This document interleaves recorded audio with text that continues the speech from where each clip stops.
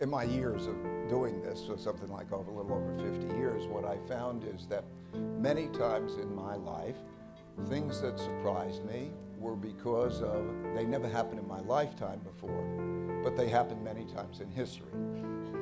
So, for example, then studying these earlier times, if they happen mechanistically, I need to know how they work. So I studied the Great Depression. That's why we anticipated the 2008 financial crisis, because the same things happen over and over again, but sometimes not in our lifetimes.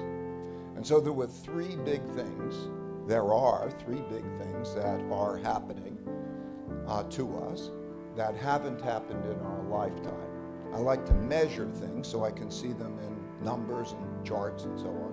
And those three big things are, first, the amount of debt and money creation, how much debt we have, the rate at which we are creating it, and then where we're getting that money from, the Federal Reserve and other central banks printing it. So that has never happened to this degree except for the 1930 to 45 period, which I studied before, and I needed to go back and study that in history. The second of those two things is the amount of internal conflict, populism of the left and the right, irreconcilable differences, with the largest wealth gaps that have existed, so the greatest political gaps, the greatest amount of populism, largest wealth gaps since you have to go back to the 1930 to 45 period, and actually it's larger than that, and you have to go back to 1900 to see that. By the way, if you want to see it, you'll see the charts in there. So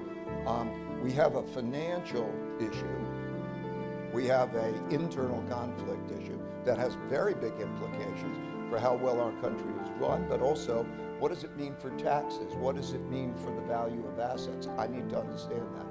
And the third was international conflict. So in my whole lifetime, the United States was clearly a dominant power, and we were in the American world order. 1945, the United States became the leading world power, accounted for half world GDP.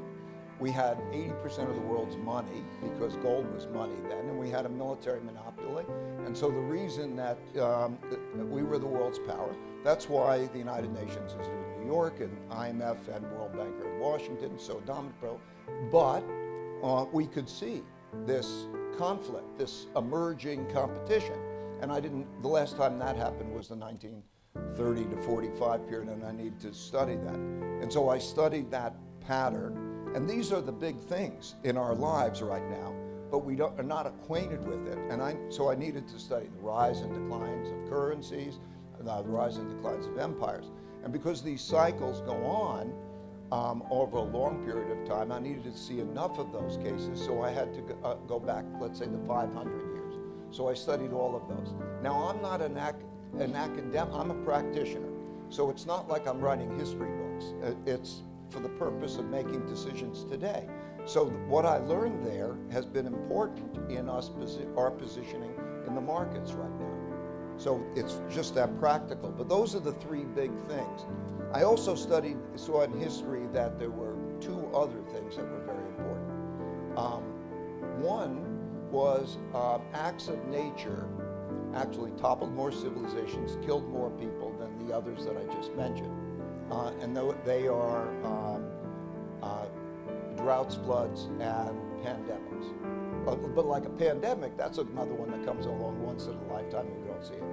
And then, of course, the most important force over a long period of time is man's adaptability and inventiveness.